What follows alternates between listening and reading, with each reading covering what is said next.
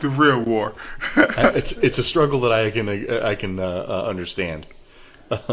Some dickbag with a very close name to yours, thinking that he's the shit. Vladimir and what was the other one?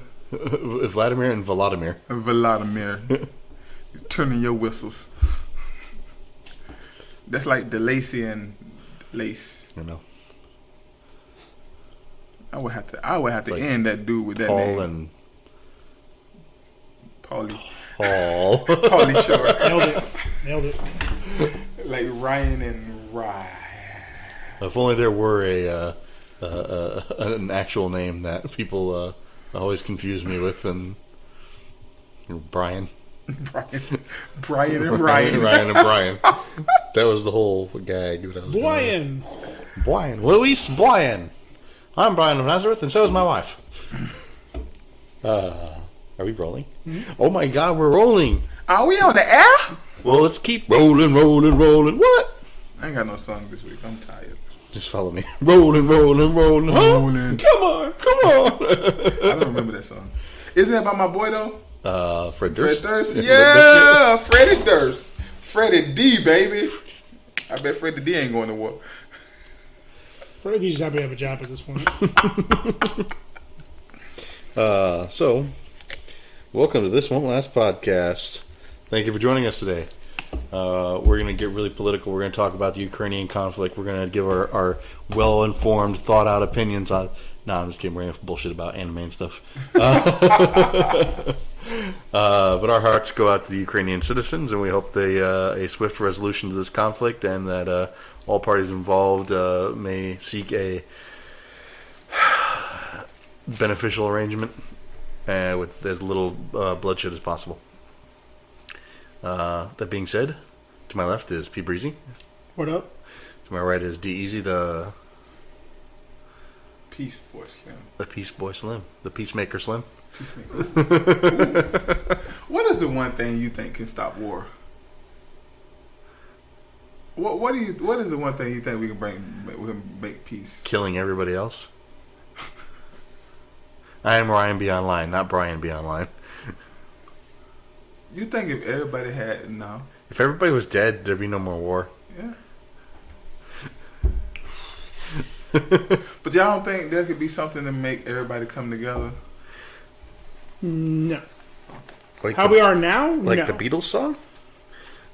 Because inherently, people hate being told what to do. It's true. And inherently, a group of people left to their own devices will usually want more. The larger the group, the more they'll want. I think it'd take aliens. If not just wanting more, needing more.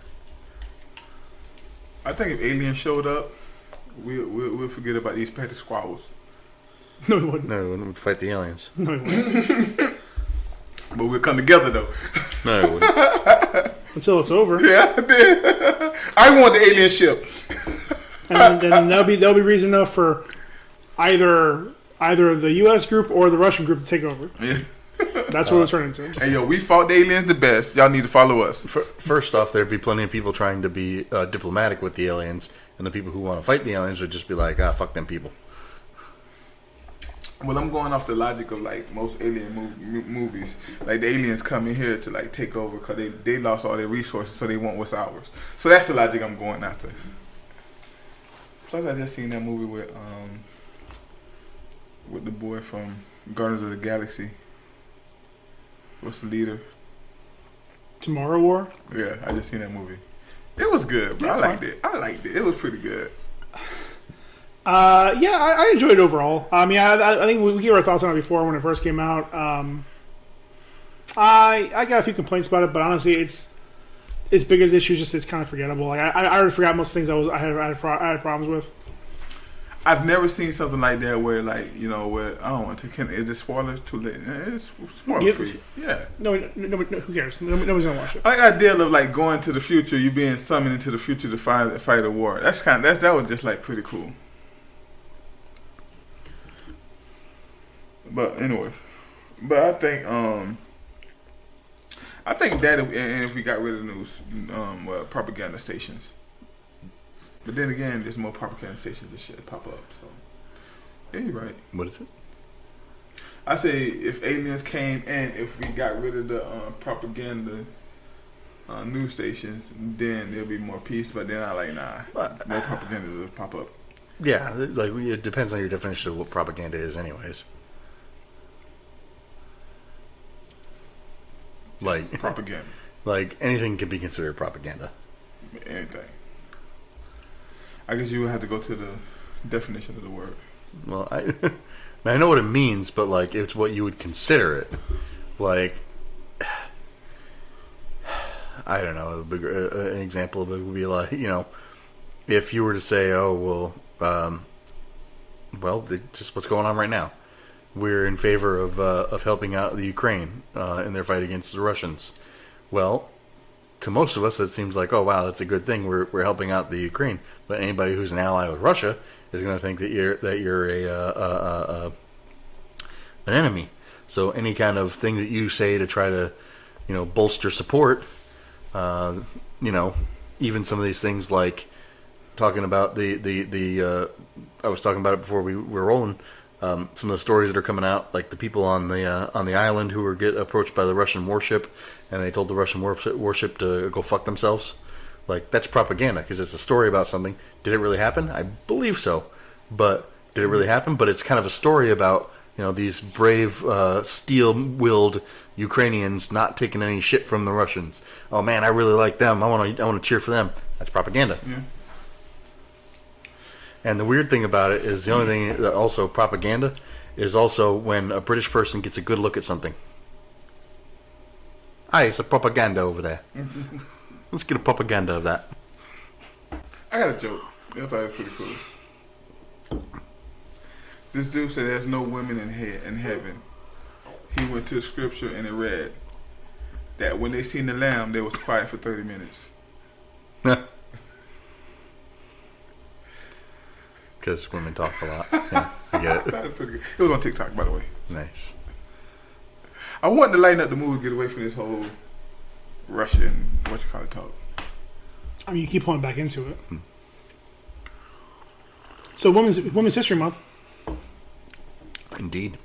I mean, it's obviously it's not recognized in Russia. But First of all, he said we wasn't gonna do nothing because we didn't do nothing for. I'm saying it is. We acknowledge it was last time. I like the transition from D making a joke about women not being able to be quiet and Paul going into Women's History Month. That's not mine. That's Nietzsche. I'll be honest. I didn't understand your joke, so I just moved on. Women's History Month. So Yeah, I don't have a story because we didn't do too much in the last one because I didn't want to be the preacher last month. I feel like one of our members should have taken lead on that, but for the black leader, y'all can't celebrate me. I'm sorry, y'all can't celebrate me. Do you need more white people explaining to you about Black history? Speaking of your story. Yeah, I ain't trying to be on that podium. Just hold up, D. We got this. I didn't want to say nothing because if you say anything about black people, black history, you get. But you're American though. So again, first one, nobody listens to us, so it doesn't matter. It's true. We don't. Do y'all know I was raised by Wonder Woman? Huh? I was raised by Wonder Woman. My mom was Wonder Woman. She was into S&M? I'm convinced. What's S&M? Don't worry about it. Don't worry about it. What's S&M? It's the stuff Rihanna's really into. Ask AJ. As Zion. That wasn't a lot. I had a conversation with them, and I don't even know how it was coming from y'all the other day. It was just because Zion wasn't here. It was just me and the boys, and they were talking about Zion. I don't know where the conversation come, but he talking some pull out. His pull out game strong. I say, bro, do you even know what pull out means? So I had to explain to him what pull out game is and everything, and then that went to a conversation of how like with them growing up and everything and them being like handsome, it's gonna be hard to like keep them girls off him. And baby said, man, I try so hard, but I can't. No lie, but that boy have a lot of females calling his phone, bro. You tried so hard to pull out. I said, you better not be pulling out nothing. But you better not be pulling in either. That sounded the wrong way I said it. Better not be pulling in and pulling out of nothing. He'll have a girl pregnant before his first contract signs. Huh? He'll have a girl pregnant before his first contract is signed. I'm trying, bro. I'm trying. But Zion, I might get away. He might be Zion. He more of a R&B type dude, so he gonna be more of a one woman type man. So here's the best thing you can do with Baby. Treat him like a young Kendrick Perkins or a young Baby Shaq? what's his name? Yeah, Baby Shaq. Just keep that boy fat, so he's less likely. And then when he gets to college, they'll destroy him with the cardio and get him back in shape. Now he gotta have a very high metabolism, bro. He eats a lot, bro. He eats a lot. Dedicate one third of the food budget to him. The other day we went to work out, right? Zion doesn't eat breakfast or lunch at school, but Baby eat every meal they can give him at school. And we went to McDonald's, Burger King. I took him to Wendy's, the 4 for 4. He ate that 4 for 4. We went and played basketball, worked out for like 2 hours, came back home. He was hungry again. Grown boy. Oh my goodness, y'all don't even know that. Y'all don't even know. Zion, they easy to feed, man. Zion is a little hard, but like I can just throw her breadsticks every day. She good. Like that's all she wanted, the little Caesar breadsticks. Was she a duck? Huh? You throwing her breadsticks? Man, she weird, bro. But anyway, so I give her a little. So just recently, she found out about the marinara sauce, and she's in love with it. So that's like another 2 months of like she'll be cool with breadsticks. Zion. Tell her just say no to marinara. It was Zion wait till he hungry and eat. So when he eats, he hungry and he'll eat anything. Like Zion eat onion if you cook it up good for him. That boy eat anything. I mean, just put it in oil and fry it. Mm-hmm. That's all you gotta do with onion. Cook it up, put a little batter. If you want, yeah. Blooming onion. Outback Steakhouse made a whole a cottage industry about this. No rules, just right. Mm-hmm. To the bathroom afterwards.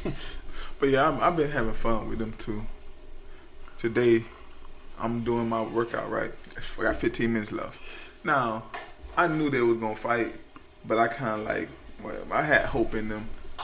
So they was playing back, and they get real competitive because they both think they better than each other in everything. And Zion beat Baby in the in one-on-one, and then he punched Baby and then just walked away. Which I've been working on his anger issues. He knows to walk away. But I told him, next time you're going to walk away, don't do the punch first. You almost had it. We almost had it. We making ground. Not gonna lie. They got us in the first half. I mean, don't punch him and turn your back to him. I kind of hate to do anything to Zion. I hate to do anything to him because Zion talk whole card trash.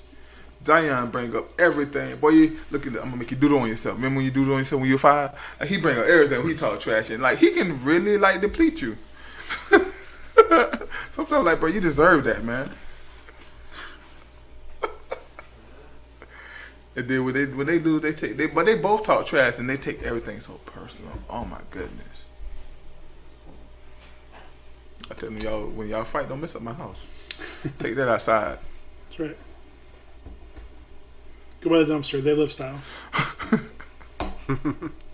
How have y'all weekend been?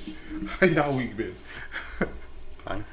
Oh, how come I'm the only one bring up stories about personal stuff? Y'all are not really personal. don't like personal stories. Yeah.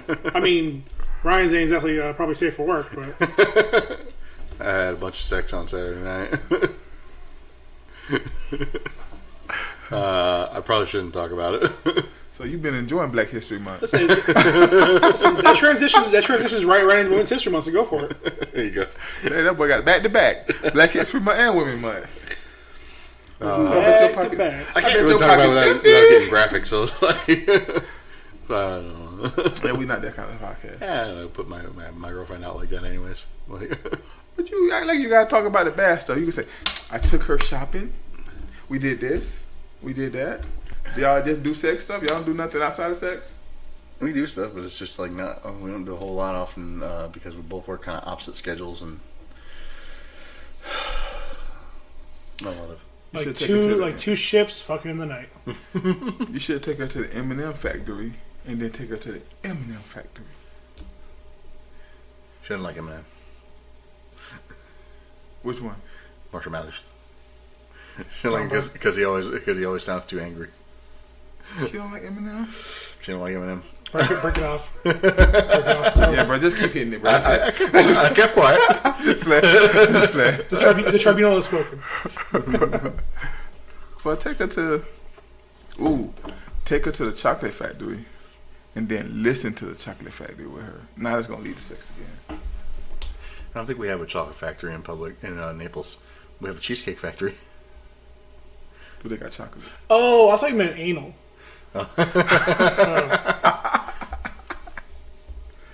Paul, I was like, yeah, play some Mark Kelly and do butt stuff. Yeah, I get that. Yeah. how's your weekend? But how's your week going? butt stuff. Just working. Did you explore anything that you had for a while that you think that's cool? Yeah, I'm debating about starting a journal. I'm talking about that over there. Oh yeah. They don't even know how the sausage is made. I'll tell them about it once the Etsy shop is set up. But if you guys have ideas for things to fabricate, let me know. Is your inspiration for starting a journal the inclusion of a diary in Peacemaker? We don't have a diary. We never have a diary. If anything, I would have a journal. You know, I figured out why Eagly is my favorite character. Because I got a bird. Nice. Ludacris. Eagly remind me of Ludacris. Mm-hmm. See, the problem is, objectively, the best character is Vigilante. They go back and forth. I agree, disagree. Bruh. Eagly made you believe. And what a minute later made you unbelieve. Like, I thought she was really going to do it. Vigilante was the hero I needed. Yeah. He confronted and took down a bunch of racists. He had help, though. Eagly helped. Not in prison. Yeah. But she helped him get out of prison. Okay, she did it. I had to think about it. His grenade game was on point. Yeah. Just saying, Vigilante did some work, Bro, at one and point... he helped win the thing at the end with a massive concussion. That boy was not right in the head before. It'll get worse afterwards. Bro, like, half of his side was blown off. Eagly just drops helmets in the woods. But she did it enthusiastically. I almost messed that word up, but I got it through. Proud of you, dude. Proud of you. I also find it funny how him and Peacemaker decided to have a threesome with the one Yeah, the lady. the apartment lady who was like clearly done with her husband or spouse or whatever boyfriend. They wasn't done. They were just going through something. Sometimes you need a Peacemaker little. and Vigilante went through something. At the same time, did she get pregnant? I love What's her name now? I love how he kept the mask on. Peacemaker. I love how he kept the mask on. Yeah, because nobody can tell who he is. I just have a similar voice to him. Top tier show. Top tier show. Listen, I have to say that was a really, really, really good show. To me, like I said last week, whenever we did it, I think it set the tone, man. I don't think nothing come out this year gonna be better than that show. As far as shows go, Yeah, shows. I'll be honest. I don't remember what's coming out this year. Moon Knight. Moon Knight coming out. That's probably the one. Moon Knight isn't built to be necessarily better. She-Hulk can come out. So those are going to follow the Marvel formula for better or worse. I don't think it's this year. I thought they said the end. This winter. Either way, I think this show is poised to be definitely top tier for this year. There are some stuff coming out. We should be getting Mandalorian 3. We should be getting Invincible, The Boys Season 3. It's a solid. It's gonna be a good year, bro. I'm honest, for shows and movies. Today was the first day I actually went through and looked at the movies come out this year, and it's fucking stacked. Yeah, the movie's stacked. On the same day, and don't get me wrong, we'll get to this. In the same day in December, when there's 2 blockbusters coming out on the same day, one of them's going to have to move. Which ones? The Batman? I mean, both movies I don't care about. Aquaman, same day as Avatar 2. Are they actually done with that? A couple months before that, allegedly. I gotta take that day off. Allegedly. A couple months before that, Back to back. you have Mission Impossible 7 coming out, and a week later, Into the Spider-Verse 2. Like, it's a dense fucking year. We got 4 Marvel movies, 3 or 4 DC movies, a bunch of the other franchises have movies coming out. Mm-hmm. I think pretty much the only franchise not having a movie out this year is the Fast and Furious franchise. Everybody else has a movie coming out this year. I wonder if Eddie gonna do something this year. Eddie Murphy got to do something this year. Has anybody seen any of the early reviews for the Batman? I've seen headlines. Yeah, like I didn't read any reviews. Like read them. Yeah, the same thing. I have not read or seen any reviews for the shitty movie Uncharted. I will probably see it at some point, but I'll be honest. I'm more excited. I still have not seen either one because my brother was lazy today. But I'm more excited to see Jackass Forever than Uncharted. Huh. I've heard, and actually the reviews are much better for Jackass Forever. Critical and fans. I want to know review tip. I don't want to hear no reviews of anything. I don't want to hear no. This may happen other than what we say. I don't want. I'm done. I want to watch the movie and be shocked. Well, I don't want to walk in there expecting this or that. So I'm not expecting to be shocked in any movie. I mean, Spider-Man was probably the last. I mean, granted, it was the most recent one, but that was even the first movie in a while that actually surprised me. I mean, that lowered your expectations a lot, though, with the preceding movies. Like, they were all, like, good enough. Which one? Like Black Widow, Shang-Chi, and Eternals. Eternals. They were all good enough. Oh, I just meant movies. I meant like all movies in general. Like I haven't been like really surprised in a movie in a long time. I thought Shang-Chi was really, really good. It was good. I thought it was really good. I thought it was up there, not at Avenger level, but it didn't blow my mind in any way. Like I wasn't like, this is next level shit. When I seen that when he fought with that dragon against the dragon, I thought that was the coolest thing I've ever been a part of. Right, it was cool. I was like, the nub need to stop. My only comment about the movie is I said when we talked about it the first time, it really needed more traditional martial arts. It needed more traditional fighting. But I've been you need noticing, to move away from the Marvel action. I've been noticing like in these newer movies, they are really not doing. I think we had this conversation about how they're not doing good martial art in none of these new movies. No, like in the Ninja Turtles, you had one kick that was a martial art kick. Well, but look who's doing those. Who? Michael Bay. Oh yeah, but still, like it ain't just Bay; it's all of them. Well, again, just what I was saying was that I think Shang-Chi out of all of them, that's the one you really could have just like let loose. Mm-hmm.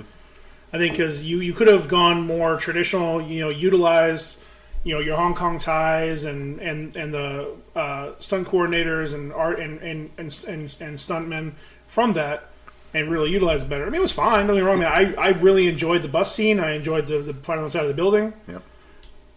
I would just, I was hoping for a little bit more. I wasn't expecting the raid.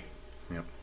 But a little bit more. Like I say, it was maybe again still a little too much utilization of CG and some stuff. But I still enjoyed the crap out of it. I mean, there's enough for me to believe that they were doing a lot of the stuff in there. Just waiting for a little bit more. But that's my only minor concern about it. Otherwise, I mean, music was good. I love the actors that were in there.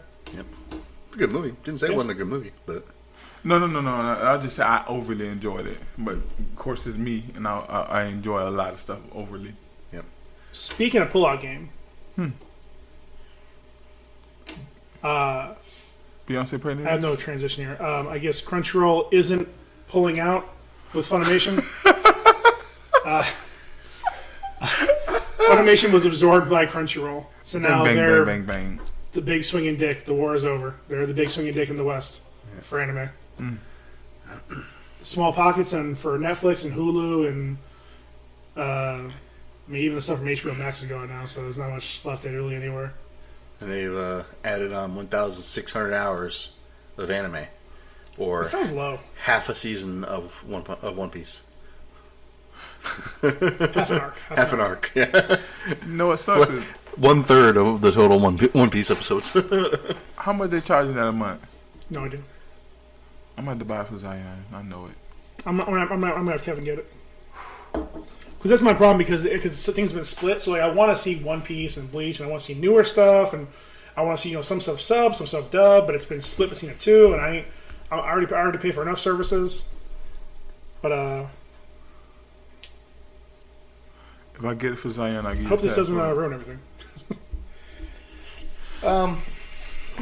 So I don't know, like, if it's gonna have any effect on the voice acting aspect of it, because a lot of Funimation stuff is that they were involved in casting and everything with the voice acting, right?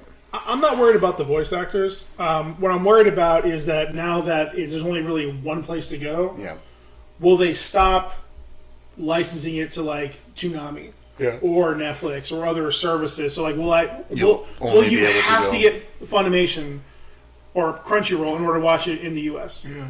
So because again, like I don't know how those contracts are set up, and again, a lot of times, they will have exclusivity for either a set period of time or for so many months or whatever it might be. So like if I want to see, again, like right now we're in the middle of the final season of Attack on Titan. The final season? Yeah. If I want to Season see it, 4 is the final season? Mm-hmm. yes, Steve. It's been the final season for a year. I just started that, bruh. Catch up. Will I have to if I want to know see I'm it, gonna lose it. So if I want to see all these series, will I have to pay for them, or will I have to go on the dirty sites? So that's my only concern is like if they're going to limit the exposure to it for a lot of this stuff, where I'm going to have to, or I'm going to have to go on these legal sites. Well, YouTube TV got a lot of animation. For now, Yeah, but it's being licensed from the owners. So, oh yeah. yeah. Funimation and Crunchyroll have deals directly with those with the Studios. companies. Yeah. So would you say that what they're doing is a good thing or a bad thing? Remains it's just to be a thing. Just a thing. Yeah, I mean, I know there's a lot of people on both sides right now. Because again, like especially places people that don't like Crunchyroll, because Crunchyroll has some issues, and them not taking it over. But I mean, it's just the nature of the business. It's how things are going. Just like one day, somebody's gonna, all the other streaming services, somebody's eventually gonna buy Netflix. It's just what it's gonna be. Mm. Or vice versa, they'll buy somebody else. I mean, it's gonna be something one way or the other. Take on that kind of jet. But it's gonna be one of those things, one way or the other. It's their secret.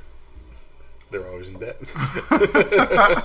That's our secret. We don't make money. They're gonna turn around, man. They're gonna turn around. They just signed that new deal with Lindsay Lohan. They're gonna turn it around. Lindsay. Yeah, she signs a 2-picture deal, and whatever site did the interview with her was already saying it's the we're looking at potential Lohana-sans. Like, all right, guys, calm down. What you think, Mean Girls too? Oh, that'd be the dream. Oh my god, There is a Mean Girls too, I think. I'm out. Mean Girls 3? Yeah, it was one of like direct-to-video ones. Yeah. Crap. They just announced something. What did they just announce that was going to Netflix that was like a long-awaited adaptation? That, like, it's one of those ones where they're like, oh man, they're really going to fuck this up. I can't even remember it. Which I wish I could.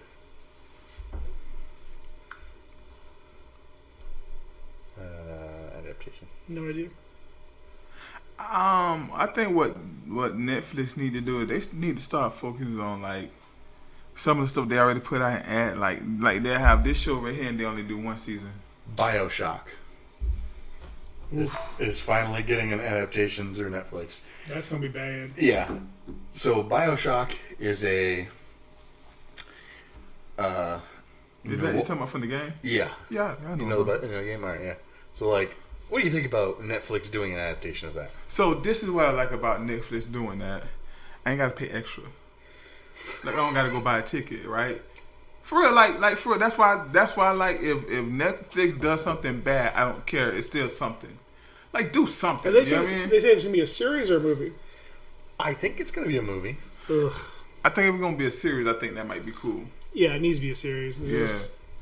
Because like, it's hard to like really get into like all the like creepiness and all the build up and like Yeah. things in an hour and a half or 2 hours.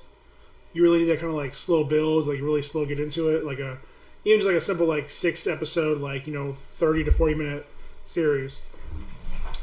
I'm not as bad on Netflix. Live action film adaptation is all they say. I'm That's not. probably a movie. Yeah. I'm not as bad as on Netflix as other people because of the fact that I only pay $16 a month. So if they do something I don't like, it was like what? If I watched 16 movies, it was $1. Yeah. I suppose so. But if they keep that Positivity. I guess so. Oh, If they keep that rate up, then eventually everything on there is going to be crap. Well, no, I'm just saying it's a lot of good stuff on. You'd be paying $16 a month for crap. It's a lot of good stuff on Netflix, and a lot of it is not big names. well, here's the thing. So, and again, that's why I was hoping it to be a series because their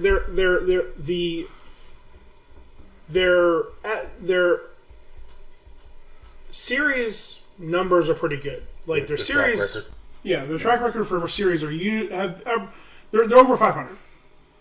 Movies, just like 3 good Netflix movies, like 3 watchable Netflix movies. What you mean? 3 movies Netflix has developed that are watchable. That come out a year?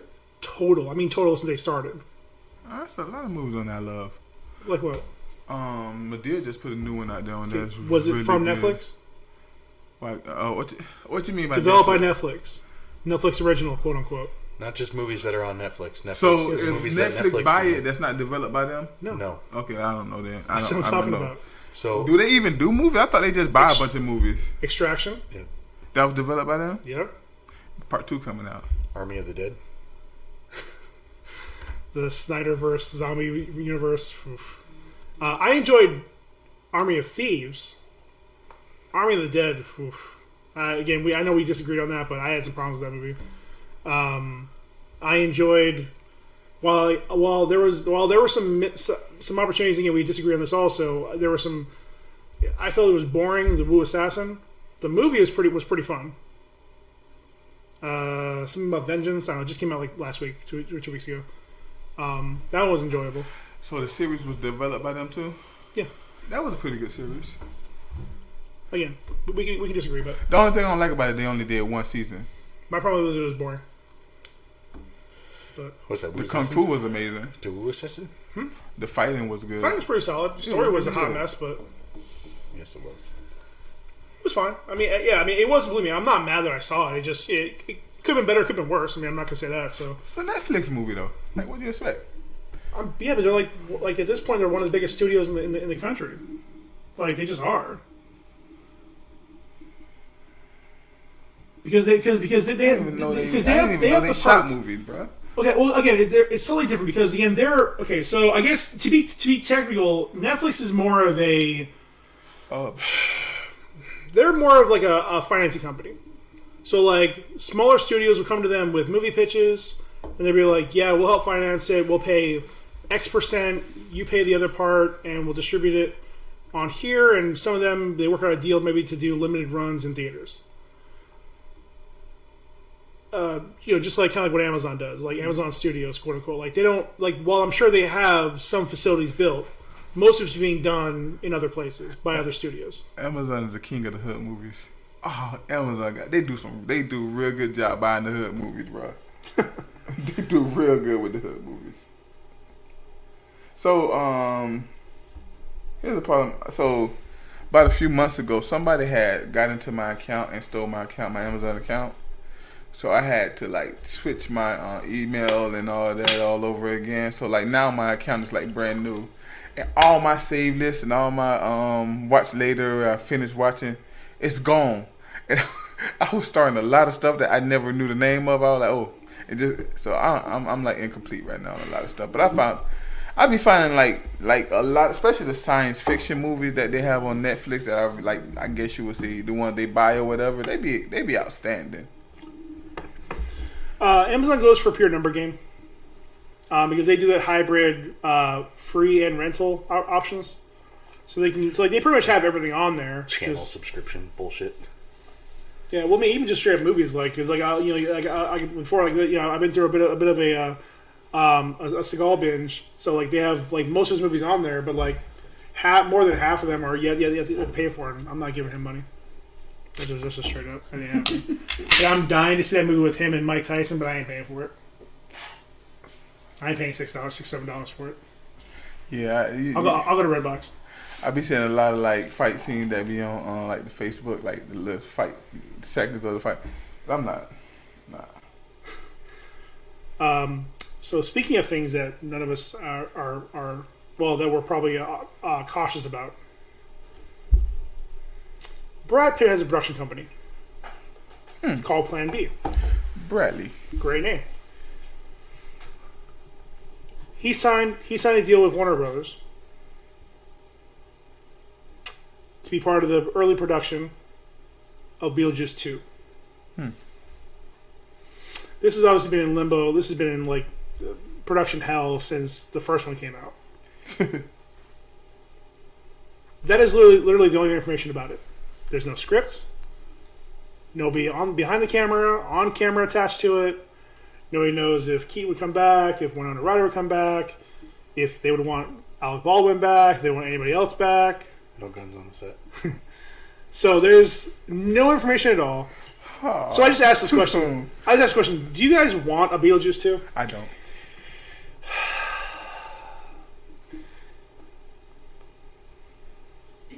Yeah, maybe.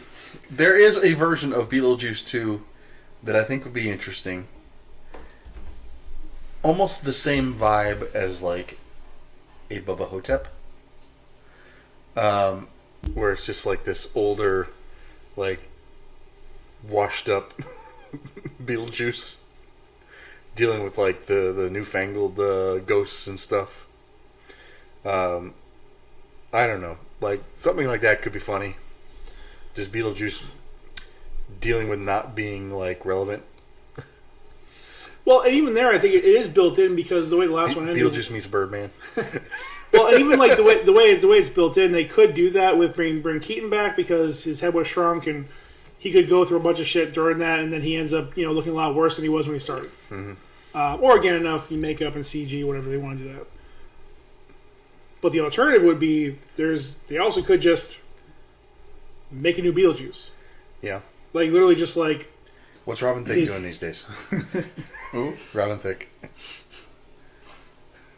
It's a dated reference to that VMA performance where he danced with Miley Cyrus and had like the Beetlejuice suit on. Yeah. I think either way, I'm good. I don't need or want this. I'm good. I think I want a remake. I don't want to go to there. What? I would want a remake before I would want a 2. Hell no. Hell no. I'll take a continuation before I take a remake. I am also intrigued by the concept of do you know what the original idea for Beetlejuice 2 was? No. It's Beetlejuice Goes Hawaiian. Oh, yeah. I'm intrigued by that concept. Just like a Hawaiian version of Beetlejuice. Played by The Rock? No. Michael Keaton. But like... Oh, I thought you said... This is the original idea for a sequel. And this was like back when it was first made. Like, they did a whole mock-up and everything. Oof. These are just from the 80s, right? Mm-hmm. What weird 80 movies would you want a remake of? A remake? Yeah. Maximum Overdrive? There's already a remake of Maximum Overdrive. Still a remake. When? I think it was a sci-fi movie. Doesn't count. Wasn't called Maximum Overdrive though. Nothing on Sci-Fi Channel counts. Right. I would like to see a remake of Weekends at Bernie's. I think it was 90s. I thought it was late 80s. Might be. I don't know. I thought the first one was at least 80s. I don't know. I'm good because the 80s was a weird time for movies. Just let it be. We were more accepting of different things back then, and it's hard to redo it. And it's, I mean, again, like look at the saga that is Ghostbusters. How long it took us to get to this point where there's like a canonical third one? So it is 89. Like, I'm good. I don't need remakes and reboots and rehashes and all that. Like, I'm perfectly fine Just you can do something different. If you have a good idea for one, go for it. But just to make one, that's where you get all these shitty movies. Yeah. I don't like the remake culture, but I was asking that from a standpoint of if we're going to have a remake, then which one would you want to remake? I would less like to see a remake, more like a homage or an ode to like certain types of those movies. Like something new and original, but in the vein of that. You know what I mean? Yeah. That's why I like Reacher. Yeah. Reacher is in the vein of like those not necessarily like a Charles Bronson type like Death Wish thing, but just like a one man army just going through and just taking care of business. The Impossible White Man. Snap. Who said that? Who's that's for something? Yeah, well, we were talking about it before, but it's actually a YouTuber. I don't know if he coined the term, but he talked about it. He talked about the Impossible White Man, and it was basically like it's not quite Jack Reacher because Jack Reacher is like supposed to be an agent, a killer, an absolute unit. The Impossible White Man is more like think Keanu Reeves. Keanu Reeves, your boy, probably the perfect example of it. Liam Neeson in Taken. Yeah. Where he doesn't look or seem like a guy like Liam Neeson's a big dude. Liam Neeson's like 6'5" and pretty muscular, but he's like in his 50s, 60s. He's you know, like 6'5", he's also 65. Yeah. Yeah. In fact, he just had another one came out, Blacklight. Yeah. But that voice though. Denzel. In his later years, the Impossible Black Man. Well, that's the thing. When he goes on and talks about it, and he says it doesn't have to be a white man. It's like the trope originated as that. Okay. Bruce Willis. In Die Hard, he's the Impossible White Man because he's just a cop. He's not like a trained soldier or like a. I believe Bruce Willis. Yeah, that's how much a fan I am. I believe him. He can do that. In the first one, yes. In the second, third, and fourth, when he's riding a Harrier jet. Yeah, just to get too far. Yeah, and that's why they stopped it for Wesley Snipes and Fast and the 57. If you like. Well, I don't know. That might have been possible. Like Wesley was a unit. Yeah, he got some moves. It doesn't have to be a white man. It just has to be the Impossible Man. Yes. Well, they say white man because that's where it kind of originated, and it was from this idea of like, well, I'm just a regular Joe, but if I was in a little bit better shape, I could definitely take these guys on. I think I could do it. Yeah. Like, no, you couldn't, bro. Not many times I walk down past somebody and like think of ways I can take them down if I needed to. Mm-hmm. That's the animal in you. I bet if I do this right here and this right here, and then I break my leg, and he might win. But I tried. So, don't worry, it ain't just me. I'm saying they might try to rob me or something. Speaking of the Impossible White Man, since nobody asked what I'm drinking, I am drinking Spruce Willis. From Duclaw Brewing Company. It is a ale with spruce tips. It's a double IPA. It's quite nice, actually. It's very citrusy for an IPA. I think we should modify this segment to be just about what Ryan's drinking. Because me and Paul pretty much we bored. We don't do our thing much. It's true. Paul. Well, we record so late now, so I just don't. I ain't doing a whole lot this late. What are you drinking? Water. Agua. The tears of his From enemies. a fridge. Yes, sir. You could be drinking delicious Evian water from the Swiss Alps, like DeLacy. Too close to Russia. It's true. I'm drinking. You can. So you gonna give me this Russian water? Sorry. That's what you're doing. You can really taste the neutrality. You gotta be drinking this Russian water. Mm-hmm. It's politically and pH neutral. Yep. Oh, it's so funny. I didn't know. But you know what's not neutral? The sheer sex appeal and charisma of Anthony Mackie. Mm-hmm. Yeah. Anthony Mackie is the old school. He's what dudes want to be and who women want to be with. James Bond is the original Impossible White Man. Facts. Big facts. And no, I think it go before James Bond. Probably. I would say it would have to be the Duke. Robin Hood. I think the Duke has to be the Impossible James Brown. Impossible James Brown. Did he feel good? I'm not even sure how he got to that point. I don't know how he got to that point. He meant to say Impossible James Bond. I mean, don't get me wrong. It would be impossible for the Duke to be James Bond or James Brown. Well, then John Wayne is the original. You gotta be. I'd throw it all the way back to Robin Hood. But is that a real story though? It doesn't have to be a real story. No. There wasn't a real Robin Hood. So I mean, doesn't it have to be like a person though? It wasn't a real James Bond.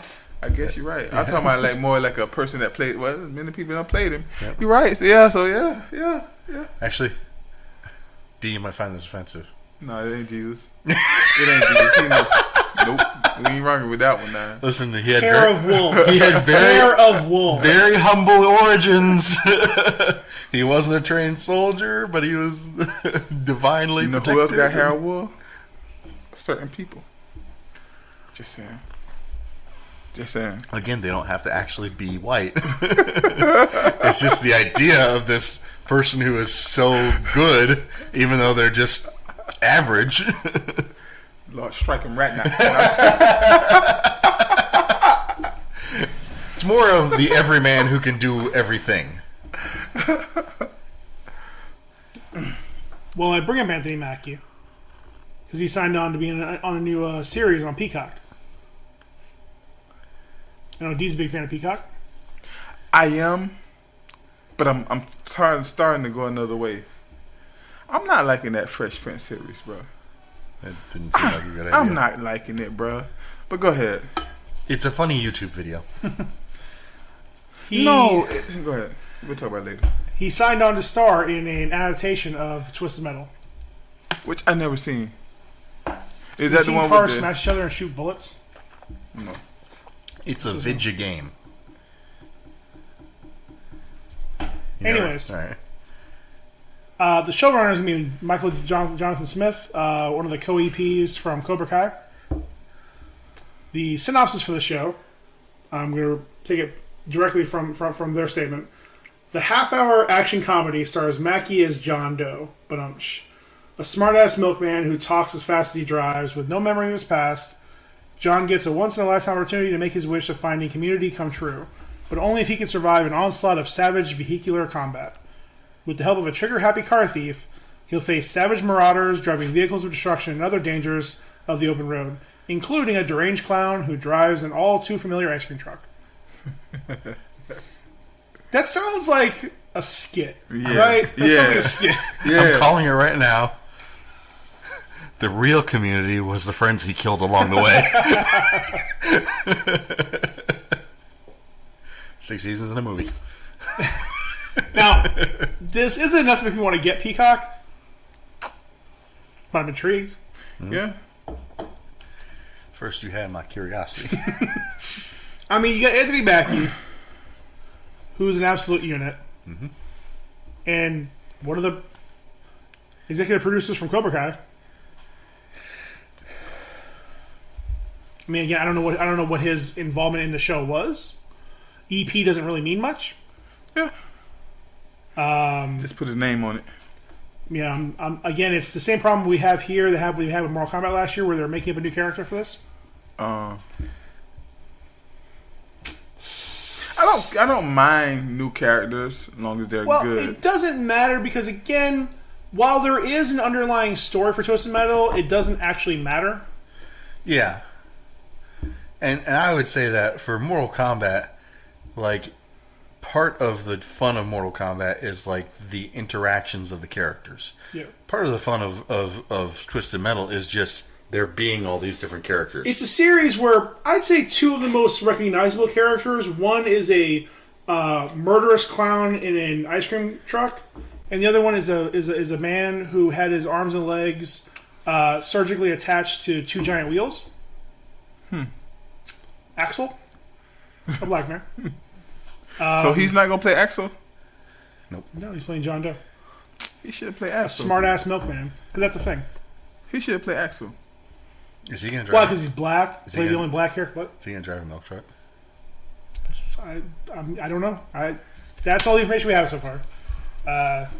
No comment until I see more. All right. This transition, I guess, well to the rest of it. So we kind of talked about the movies coming out this year. So I don't have a great hot take.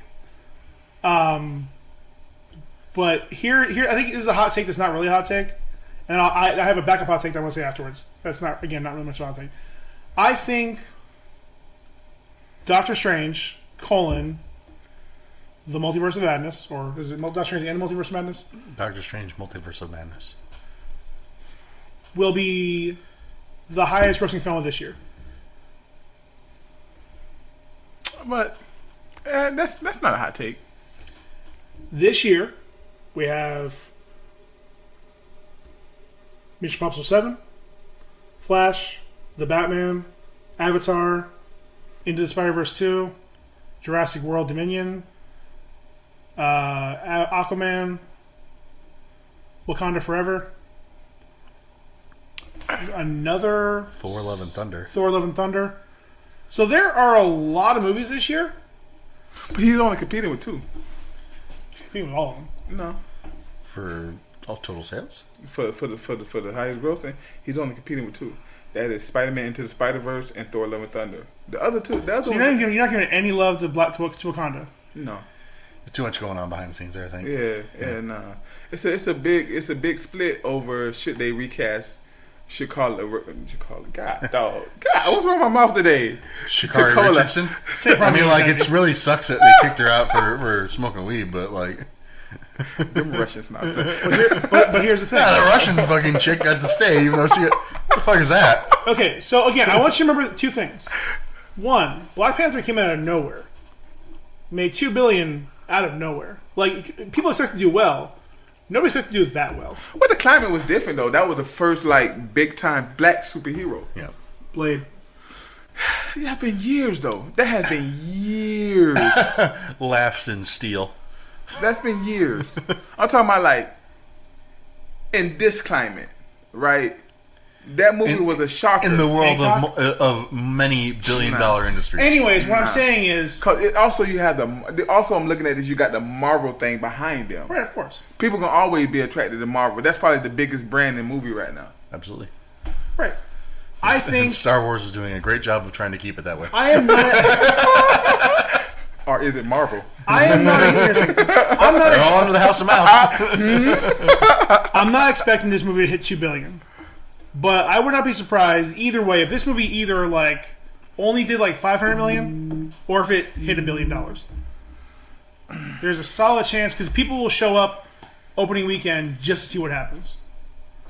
But still, out of plain curiosity, they will show up. But still, I think because Doctor Strange was in the biggest movie last year, I think that's going to have a lot of carryover. A lot of carryover. It will. He's been in the biggest movie. He was in Spider-Man No Way Home. He's been in the biggest movie in the last 3 years. Yeah. That's crazy. The thing that I think is going to set it apart and draw it in is because you already know that it's going to bring in the X-Men. Do we know that? Oh yeah, with the Professor X. Professor X Patrick Stewart had his voice in the trailer, and he has officially confirmed that he's in the movie. Yeah. I suppose maybe he's not actually playing Professor X. But nah, they playing Professor X. I mean, why would they get him otherwise? Like, if he's not playing Professor X, that's I'm boycotting. That is I start paying my money. Monster troll at that point. Yes. Then there's all sorts of other like theories and stuff going on about who the characters are in the trailer. One of my personal favorite theories is that Tom Cruise is going to be in it as Superior Iron Man. No. See, now you just added more. I don't think it's going to happen because it's already been kind of disproven as to who the character is that they thought was him. So, but I'm saying if that would have happened, that second week when people start talking about it, that's going to even drive it up even more. Yeah. I'm sorry, bro. I just don't. So tell me, Doctor Strange or Mission Impossible 7? Which one if you only could see one, which one you going to see? Very curious as to why you chose those two. Because I'm just going through the line of everything he just said coming out. Again, DeLacy, I'm taking a step back and looking at it from a non-Marvel fan. Because again, we're also at a point too where people are over Marvel movies. A lot of them. That's the thing, though. Are they? I would not. That's what I'm saying. Look what just happened with Spider-Man. Like, and he was in Spider-Man. So people want to see what's that wasn't a movie; it was an event. And this is not going This to is be an going to be a event. bigger event. That's what I'm saying. This is going to be an event. That is biggest Spider-Man. Why? Okay, okay. It's bringing in 3 generations of Spider-Man fans. Let's say if it's not as big as Spider-Man, it's it any of won't- these it will not movies. If any of these movies going to be, it don't have to be big as Spider-Man. It just has to be right under Spider-Man. You know what I mean? It could be even a couple steps under Spider-Man. The other movies ain't gonna hit it. Maybe Thor: Love and Thunder. Maybe Thor: Love and Thunder, or maybe Into the Spider-Verse. And Into the Spider-Verse is going to be the same thing as Doctor Strange being a Spider-Man, being a Spider-Man property. I'm not here to argue other movies passing Doctor Strange. That's why I said that. And again, also why I preface everything. It's not a hot take. Okay. If I had to pick another hot take, I will probably say that Doctor Strange will gross more than Batman, Aquaman, and Morbius together. No, you just hate no DC, but I ain't gonna be mad at you. Morbius ain't DC. Oh, that's Marvel. Sorry. But Aquaman is stuck in is tied. It has tied his ship to Avatar, and those fucking Avatar fans are going to show up for that. Yeah. Like Momoa only has so many fans that will draw them away from that. Batman, I hate to say it, already a ton of bad reviews out there for it, or mediocre reviews for it. Really? But it's Batman though. True, it is Batman. They all went out to see that terrible Joker movie, but Grandma. that's my hot take. But grandma's gonna take their grandkids to see Batman. Grandpas is gonna take their kids. Like that's the thing, bro. I don't know. That's your hot take. Not if they watch those trailers. Yeah. She thinks those grandparents are going to go out there after Zoe's going doing interviews everywhere, telling them Catwoman's bisexual. That don't mean nothing no more. Those old heads that do. Barely. Listen, man, you brought in the grandpas and grandparents. I ain't even talking about them. They're not even leaving the house because of COVID. Grandparents don't care nothing about Batman, but grandkids does, and grandkids are gonna get them to go see Batman. Oh, grandkids just take an Uber. Yeah. No, but you know, I think somebody posted. Hell, you want a third hot take? No, I like. I think Morbius. I like this. Hot Morbius take. will gross less than Sonic the Hedgehog 2. I like both of those hot takes. The first one, but those two, I like those two hot takes. I got a hot. I got a question, not hot take. I got a question for y'all. Which movie grosses more? Thor: Love and Thunder, or Avatar 2? Avatar. I think there are people who are just interested in Avatar to have it be the highest grossing movie of all time. And if they can get a second one up there, they're gonna be like, "Oh, yep, we did it." Just to piss on the Marvel stands. Okay, the reason I'm gonna disagree with that because they had to do like 10 years of re-releasing. What are 10, 15 They did. years of re-releasing? No, you're right. I That's agree. what I'm saying. They still haven't re-released. Endgame had one re-release. Oh, did? It did. Yeah, like a few months later, yeah. But still, same thing, same year. Endgame had one re-release, and then Avatar re-released like a few months after that. just to put itself back over the line. I think Batman and Avatar is going to be huge, but I really do think that the Marvel is going to win out. I think Marvel going to win out. Marvel already has one out. I'm talking about like individual movies. I think Okay. Because they have quality and quantity. What do you think? What do you think Batman's going to do?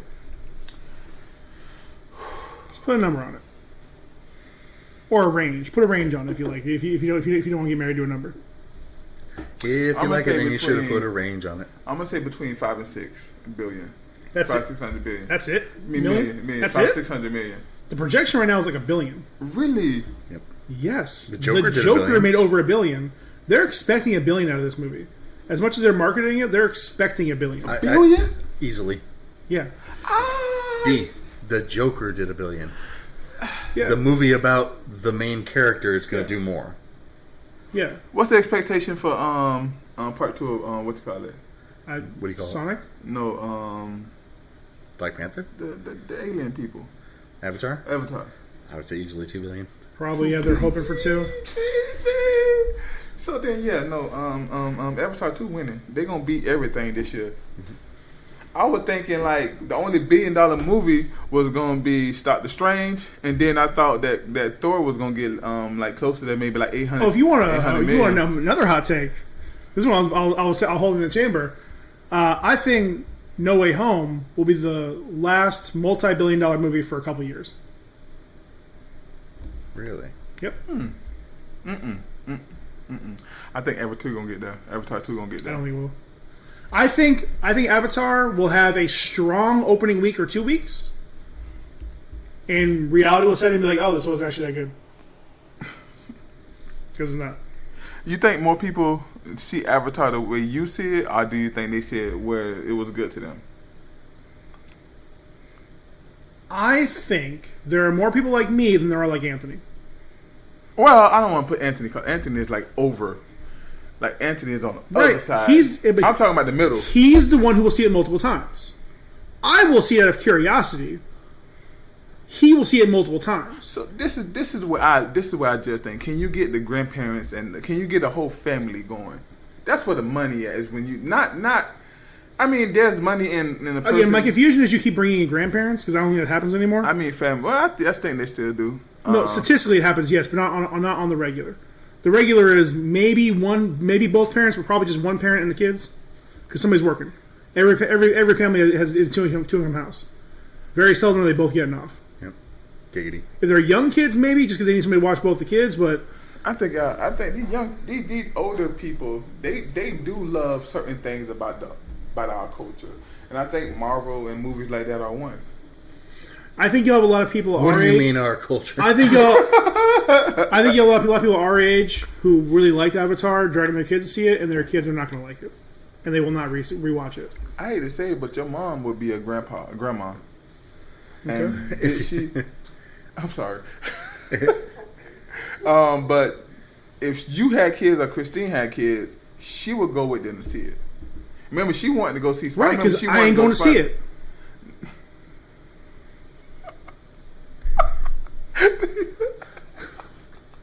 But I'm speaking to a bigger than just you. I'm saying, but I think. But he's the dad in this example. But what I'm saying is, well, no, Paul ain't gonna go see it because Paul has an affinity of hate. I don't think most people don't have that. I don't think that Paul has an affinity. I don't think he likes it or cares about a sequel for that. Unimpressive. But I think you in the minority though. The hate comes from people who are like constantly. That's not what I said.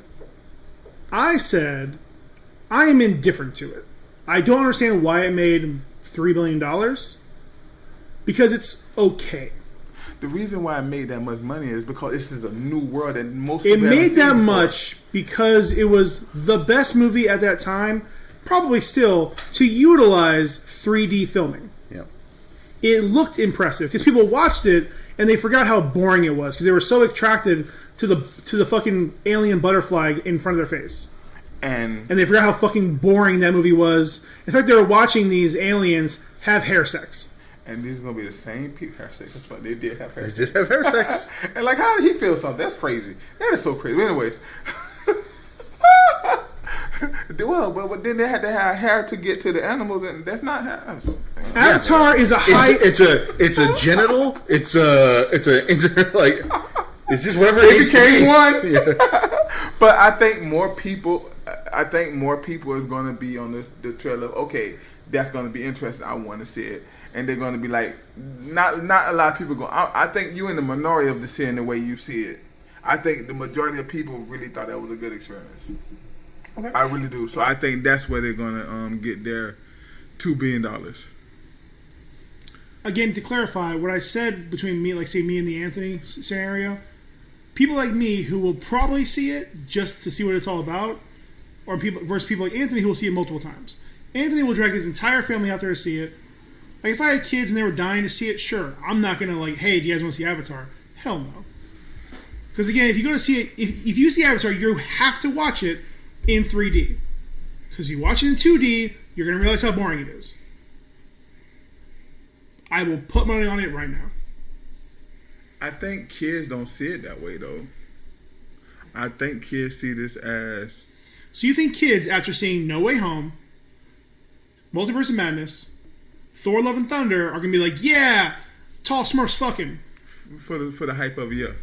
Just off hype, yeah, of course. Oh, they'll see it one time and be like, this is dumb. Why am I watching But this? I'm saying, so this is what... That's what I'm saying. Strong first and 2 week sales, but then it's gonna fall off a cliff. I don't know. I think it's gonna get $2 billion. I think it's gonna get $2 billion. I'm gonna take that back. I think this is gonna have a stronger than it's gonna be stronger than Multiverse of Madness.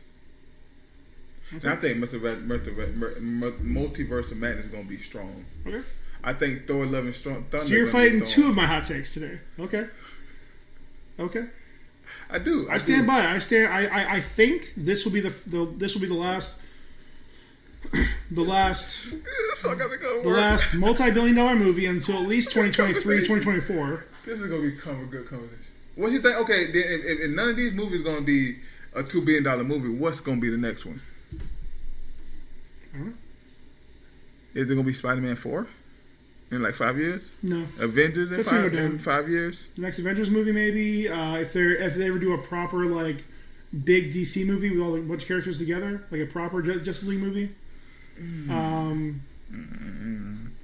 I do think it's gonna be Avatar, and I think Doctor Strange is gonna be. It ain't gonna be $2 billion, but it's gonna get. It's gonna.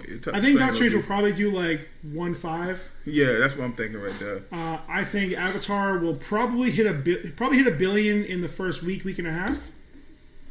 Maybe a little bit around the same speed, maybe a little bit slower than No Way Home. You think it's gonna go to China? I don't see why not. James Cameron is probably making it so it can go to China. Ooh, that's adding something to it too. Because Spider-Man didn't go to China, right? No, they did all that. That's crazy. It went out China. Yeah. Dang, that's crazy. That's crazy, bro. So again, so if you want to do the mental math, it's probably at least another 600 million right there. That's crazy. They have comedies doing 300 million over there. They have dramas doing 600 million over there. That's crazy, bro. Like just the pure volume over there. What about Multiverse of Madness? Is it going to China? Maybe. Doubtful. None of it should play directly. I mean, none of it will be directly in China. So, you know what's interesting? Well, I think they have an issue with like magic and things like that. Don't know. You know what's interesting?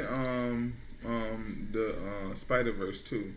I think to me that's the most interesting thing that drops because the one was so good, but it's still like anime and like a lot of people don't like anime. It's not anime, all right. Animation. You know what I mean? So that would I think personally I see that twice. What do you mean people don't like animation? First of all, every Pixar movie makes $1 billion. Yeah. Well, I'm talking about like elder people. Nobody cares about people them. with kids. Why do you keep bringing up grandparents? Not grandparents, elder, like bro, 40 years old. Okay, people with kids. Elder, bro. People with kids. Parents. They're going to take them to see the latest parents with kids. animated Marvel movie. Yes, they are. Not just parents, but aunties, uncles. I'm trying to say like all of them, bro. When I look at things like that, because I'm around kids, bro, with Spider-Man, I had older people coming in my community asking me, "Hey, did you see did you see Spider-Man?" I took my grandkids and we had. That's where I'm getting the elders from. Grandkids. Right. So from your experiences, you're saying that because that's the people you're around. But again, Spider-Man was an event. Spider-Man was a movie that everybody was going to watch. Just like again, that's why it's almost fair to have a conversation because I have to because of what happened. I didn't think it was when it first came out. But because of what happened, that's in the same category as like Infinity War and Endgame. Like it was build up and it was years in the making to get to that point. Would that movie have made that much money without Garfield and Maguire? No. I'm gonna say this. Avatar 2 and Doctor Strange, those are gonna be big releases, events, and everything. After that, I don't know. After that, yeah. I'm confident those two will be the biggest.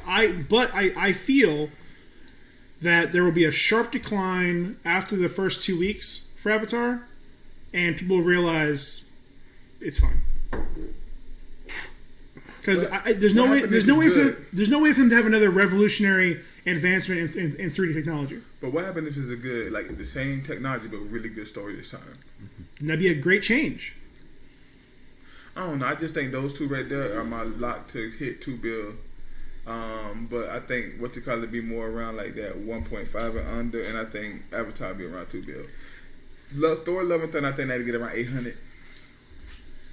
How much did Ragnarok make? 900,000, 900 million, I think. I think it's going to be over $1 billion. That'd be $1 billion. Well, that $1 billion seems like Just it's so easy by to inflation. get to now. Just by inflation. It seems like that $1 billion number is so easy to get to now. Well, now because Spider-Man kicked the door open. Before Spider-Man, the last $1 billion movie was 2019. Mm-hmm. I'm counting all the movies too. I'm talking about every $1 billion movie. It seems like it's easier, like every year. But that didn't become the norm. It was a big deal when Avengers made $1 billion. There's not any Star Wars movies coming out anytime soon. Like he said, there's not any Fast and Furious movies coming out, and there's not any Harry Potter movies coming out for a while. So what do you think happened? Dumbledore 3. When is that coming out? Or the Fantastic Beasts bullshit. When is that coming out? Not this year, right? Yeah. April, Oh, okay. May. What do you think? How do you think the movie would have been if there was no pandemic? Which one? Any of them. I'm just saying the movie culture. You think it would have been? I think a lot more. The release movies would've schedules would have been different. I think a lot more movies would hit $1 billion. $1 billion? I mean, yeah, of course, yeah. More than zero? Yeah, of course. Bad Boys. No, I mean like Bad Boys for Life would not have been the highest grossing film of 2020. and what they went at? What 3, 4? 450, I think. And well, that was the beginning of the pandemic. Yeah, because it came out in January, so it had a full month and a half, 2 months before things started going down. Again, I mean, do I think that we would have? I mean, again, looking at it, so their movies came close. Like 007 or the James Bond movie probably would have hit $1 billion. Mm-hmm. I mean, it set records in the UK and a couple other countries. Did the last Fast Furious hit $1 billion? Yes. No. Hey, no. Google. Because that was in the pandemic. Hey Google. How much did F9 make? Not FF9. F9's box office is $726,200,000. That's wild. That's why that franchise made that much money, huh? Well, that's also again that was in the second year, and at that point, people just started giving up. Yeah. So people started opening the doors for everything. That's why movies started getting bigger and bigger. And like every big movie that came out, the box office was bigger, the opening weekend was bigger, and then Spider-Man just blew the doors open. And that's why everybody's like, fucking no masks, no nothing. Who gives a shit? So I think this being out of the California just got rid of their masks yesterday. Day before yesterday. well, CDC has released a thing where they basically gave a map of what counties should be 100% good. Yeah. So yes, it's up to the states at that point. It's gonna change a lot. But that's generally the guidance is what the CDC says. And now the people are like, This shit no, movie- now people can go out. Yeah, no. Honestly, this year the box office was probably bigger than they would have been, just because people are just happy to go out again. So But I still don't think it's gonna be a multi-billion-dollar movie this year. I got 2 things while you're still here, D. Okay, first off, there was a announcement. I think we talked about it last week, didn't we? About Futurama being rebooted Oh, nice. again. Not rebooted, but renewed again. The second one was just as good as the first one, wasn't it? The second time they I thought so. There's been like 3 reboots or 3. 3 starts. Yeah, 3 starts. I should say yes, 3 starts. It's not. They didn't change anything. They didn't go back. They just continued it. But there's another one. It's going to be on Hulu. Now there was a bit of controversy because John DiMaggio, the voice of Bender, was refusing to come back unless there was a pay raise. He has recently announced that he is going to be back. Pity man. How much do you think that any actor, voice actor or otherwise, should hold up a production based on the demand that they feel that they should be paid? If the worth is sane, then hold it up. But if it's insane, nah. And I don't know the exact numbers, but I will say this for John DiMaggio is one, he's one of the most prolific voice actors, if not one of the most famous, and he is definitely intrinsically tied to that character. So who's a better character in there? I think Bender is one of my favorite. I mean, Fry, but He's nothing become but Bender. Bender has become the Homer of that series. Yeah. Where initially Simpsons was about Bart, but now it's almost entirely about Homer. same thing there. So all in all, I think you guys may agree that it should be up to the artist and what they feel that they deserve. Well, not every artist. Like the dude that plays the professor. Mm-hmm. Bro, you better get what you can. That's what I'm just saying. I mean, it's a conversation, and it's a what's that word? It's a conversation. I mean, you if you can get more, get more. If you can't, you can't. I mean, at a certain point, you have to be willing to walk away. If you're not, you're not. I think if you're John DiMaggio, you absolutely play that card. Oh, him, yeah. Yep. If you're maybe Fry. Yep. Him, Billy West, and Katie Seagal. Other than that, what about the lady? Katie Seagal. Okay.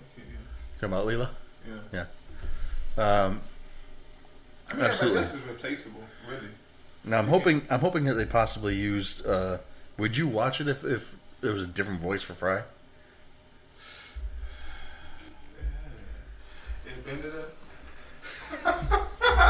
Anyway, so I think we all kind of agree with that. Yeah, the second thing is, any of you know what Elden Ring is? The game? heard the Yes. name. I'm not familiar, but I heard of it. So Elden Ring is what they call a Souls-like, which is a video game that is in the style of the video games Dark Souls, which is the characteristics of these games are extreme difficulty, usually some kind of very dark aesthetic, kind of violent, though not explicitly gory, interesting characters, and very in-depth world. Elden Ring is released, and it currently has the third highest review score ever on Metacritic. Wow. And this is only within like a few, whatever days, I guess it is. Now let me go back here. I like to hear that. For Number one on Metacritic, the only game to have this score of a 99%, Legend of Zelda: Ocarina of Time. Now, that's a big fan favorite game. Then in the second place, this is multiple games.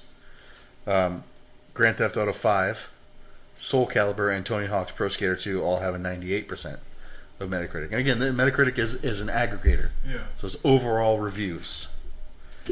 And then at 97%, it's a bunch of games, but Elden Ring is on there.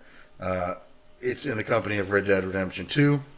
It's in the company of Breath of the Wild from Legend of Zelda, Super Mario Odyssey, Halo Combat Evolved. That's number one. I'm sorry, Grand Theft Auto 4 was the one that got 98%. Grand Theft Auto 5 has got 97%. So all these huge games. Huge. Huge Carolina. But one of the things that is interesting about it is that Elden Ring and the Souls-like games appeal to a very specific crowd. People who like these extremely difficult games. It does not appeal to casual gamers. Because you die a lot. It takes hours of practice. The world building and the lore and everything is within the game. Like, it's not like cutscenes and stuff like that. You have to like pick up an item and read what it's about and things like that, and read like all this other junk and search the world and everything. It's for people who like to really dig into a game. I think that's why I got a high score. But it got a high score because it's on Metacritic, because the critics were reviewing this, and it's probably the critics who already have a love for these games. So, if you're thinking about this game, is that like a fair way to view it? Where the people who just fucking love these types of games are being like, this is the best game of all time, and we're kind of the source on this information? But that don't mean it's the best game because they said it, though. No, but it's usually where people go to get games. It like, what's the best games? Where should I start? How should I get into it? I think people that's going to those kind of things ain't going to like. I think those people who want those type of games are going to those type. Like, if I want to go get Madden, I'm not going to them. You know what I'm saying? Yeah. If I'm like maybe GTA, maybe. Yep. I don't know. I think we passed all that in video game. I think we passing all that because you can literally go on YouTube and see a gameplay of something and see if it's good or not. Yeah, but if you go on YouTube and you see gameplay or something, and you see somebody, again, the appeal of these games is that they're very difficult. So it's for people who really like to challenge themselves. You're going to watch videos on YouTube. You're going to see some of the best players who are already just nailing it at these games. It's going to look fun to you. It's going to look like, wow, I want to do that. That's crazy.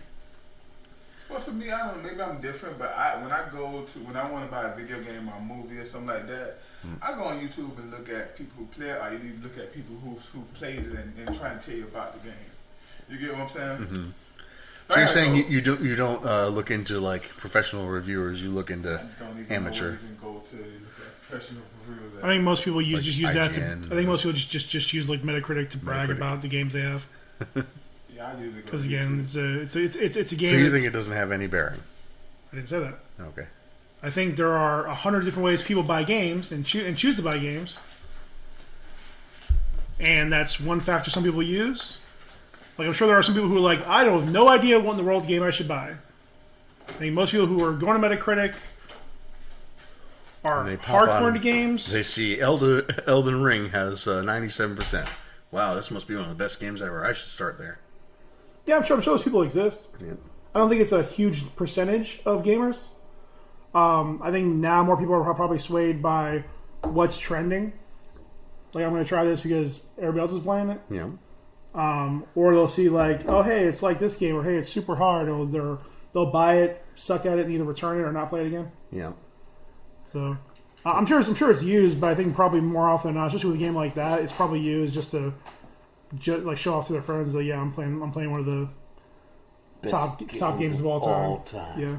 Well, and the other thing is like, how much effect do you think that this could possibly have on the growth of the Souls-like genre as a whole?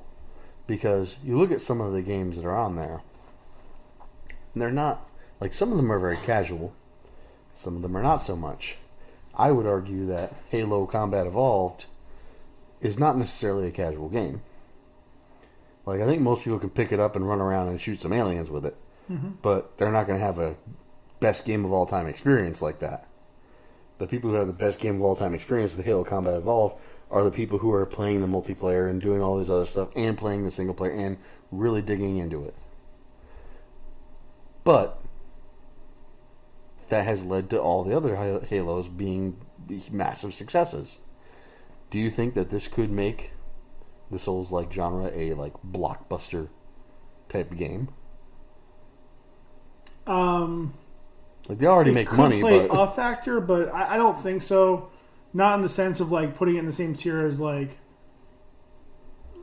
third-person shooters or open world sandboxes. Just because the entry level is still kind of high. Because if it's a game that people are going to keep losing and dying in and have to be in creative ways to beat it, you're going to lose most of the casual gamers, and that's what most of the gamers are. I suppose so. Especially now. Yeah. Especially now. One thing I will say. So guess what else has a 97%? NFL 2K1. The last good one. Yep. Yeah. It'll be very funny to see like this game sit on a list of like all-time greats as far as critical review, and yet it probably financially will do jack shit. Despite the fact that like every game on that list is like pretty much a big name. Yeah, I mean, I'm sure it'll do solid because I mean, there's not many games out right now. Yeah. Especially if they're on all three platforms, it should do well. But you know, I mean, we're all sort of in a weird time in gaming where we have fewer games, fewer AAA games.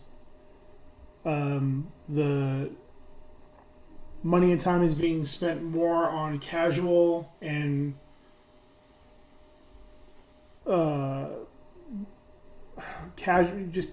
casual and mobile gaming, where people are spend more time with like Fortnite and Call of Duty, the multiplayer one, than they are with proper campaigns.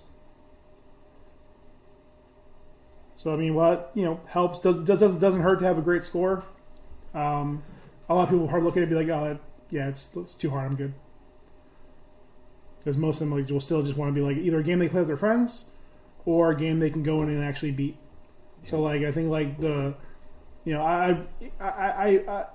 don't want to limit it to say specifically like the Souls, like the Soul style of game, but I put that in the same category of like that. I would, to a lesser extent, chuck in like the Monster Hunter games in that same kind of game style, and those are, while can be very involved, are probably more approachable because at least there's more co-op and team play with it, so you can go on with your friends and have fun and do stuff. Well, I think with Monster Hunter, you can grind those. I don't think you can really grind on Souls-like games. Like, I think you have to learn the systems. Yeah. Like, you can't just build your experience and become stronger and maybe get better equipment. It's like you can do all that stuff, but you can still get one shot. Yeah. Like oh no, it's to the extreme. Don't get me wrong. Like Souls and those have definitely upped the ante. There's little to no forgiveness. Yep. In those games, which is why it limits the market on it. Yeah. But again, they don't care. Like, they're just trying to make a really good, hard game. That's their goal. Their goal isn't to make $1 billion off of it.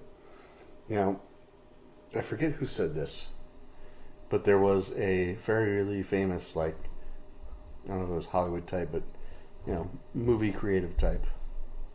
Might have been a director. But they had said that video games are going to be like the future of storytelling. We talk about people who are out there who want to make a good game, who want to, don't care about whether or not it sells. Do you suppose that would be kind of the future of a lot of video games? Is making more games that don't sell as well, but have a solid fan base? Have people who come back for more? Have people who want to keep seeing these games, who devote time to them? Well, I mean, I think we have that already. I mean, it's tested several different ways. I mean, you have games like, what was that one? It was Under Earth or Under something. When we're like, the first level, you could win or lose the game if you I forget what it's called. Anyways, Under game, Siege, Dark Territory. Game like that, or a game like the stuff from like Hideo Kojima, Yeah. like making things that he wants to make. Yeah. Swery 65.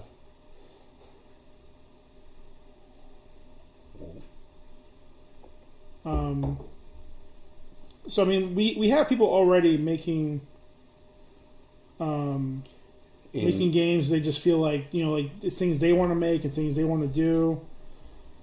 We have companies that are just churning out AAA properties to make a bunch of money. So you have your GTAs, you have your Call of Duties, you have your Assassin's Creeds, you have your indie developers. You have Nintendo who just do whatever the fuck they want in a little corner. Got a lot of... So I think it's going to keep happening, because I think right now it's like in movies, music, and TV shows, because there are so many avenues. It's why we've seen a decline in AAA games, and those people who are constantly being recycled and hired and fired from the big developers are going out there and starting their own studios or making their own games on a smaller budget, or finding financing, whether through finance companies or whether through investors or hell, just Kickstarters, and starting their own games. The stories, if the developers, the creators will find ways to tell their stories. But I mean, the days of the days of like a AAA game like really everything from that French studio, Jason. Oh, Quantic Dream. Like, their games are going to be fewer and fewer as we go along. Like, they can still make those games, they're just going to be on much smaller budgets. interesting thing that you mentioned about the game that you say could be beaten within the first 5 minutes. Mm-hmm. Do you want to know a fairly recent game that could be beaten within the first 5 minutes? What's that? Far Cry 4. Oh yeah. There's a whole scene in the beginning where you are going to this guy's place to get a thing from your brother or your dad or whatever, he died and he's giving you something, and you're left in this dining room type deal, and he goes off, and you can hear him arguing with somebody in the other room, and he's gonna kill them or whatever, and you're basically given the option, though most people wouldn't really think about it, because the story queue and the way things are set up is for you to get up and try to escape. But if you're patient and you sit there throughout the rest of the cutscene, the guy who's the bad guy for the rest of the game, if you play it the other way, basically comes back in, gives you the thing you're looking for, and lets you leave. Yep. And you win the game. You did it, guys. You did it. Yep. The game I was thinking about was Undertale. Undertale, yes. That one where it's again very simple 2D look to it, but deceptively in depth. In depth, the interactions and everything you do throughout it crafts your story from that point. Well, and the funny thing about that is that has one of the biggest twist endings ever, which is where when you're fighting all these enemies, you're thinking that you're getting experience points and love points. Or I forget what it was. Something I don't remember. But basically, at the end of the thing, it turns out, and you have basically the option to take a what they call a genocide run or a pacifist run, which is where you don't have to kill everybody. You can actually choose not to. Mm-hmm. And at the end of the game, if you take the genocide run, it's revealed that you have your EXP is not experience points, but execution points. And I forget what the other one was, but it's basically the same sort of thing. Just very violent, and you're kind of the bad guy of the whole thing. And that's the big twist at the end. Brilliant. So it's brilliant in that not only is it fun to see that twist, but also it's to take on what are your intentions in the game. The game is what you make of it anyways. Yeah. So, I mean, there will always be a need for games. There will always be a need for mindless games and in-depth storytelling games. Mm-hmm. But again, with very big evidence between games like Call of Duty, Fortnite, and GTA, story isn't the end-all be-all. No. So if a major developer can invest the same amount of money or less and have a game that will make you $1 million every day, or make a game that costs a little bit less or a little bit more, and it'll make you $300 million once, or $100 million realistically, $100 million maybe once. They're probably gonna go for the game they can keep making money on. Hell, GTA has been re-released 4 times on three different gens. GTA 5. Yeah. There was a meme about that actually, and it says the cost of making games has risen, so we are now going to list Grand Theft Auto 5 at $80, but you made it back in 2013. Yeah. Yeah. It's the cost of the distribution can't have risen that much, especially when a lot of it is digital. Mm-hmm. And again, they bring in a ton of money every day. So, that the developers will try to do that as long as possible, but it is what it is. I think that's the show. Yeah, that's the show. I'm glad we solved all the world's problems today. Nailed it. Yep. Yeah, suck it, Putin. Suck it. If I'm not here next week, you know why. Tag him and bag him. Because you probably had to work. All right. Well, thank you for joining us today. I've been Ryan B. Online. To my left has been P. Breezy. Still here? To my right, and as far away by now, has been D. Easy, the Peacemaker Slim. World Peace, the Meta World Peace Slim. Yep, the Meta World Peace Slim. So yeah, bye. Bye. Bye.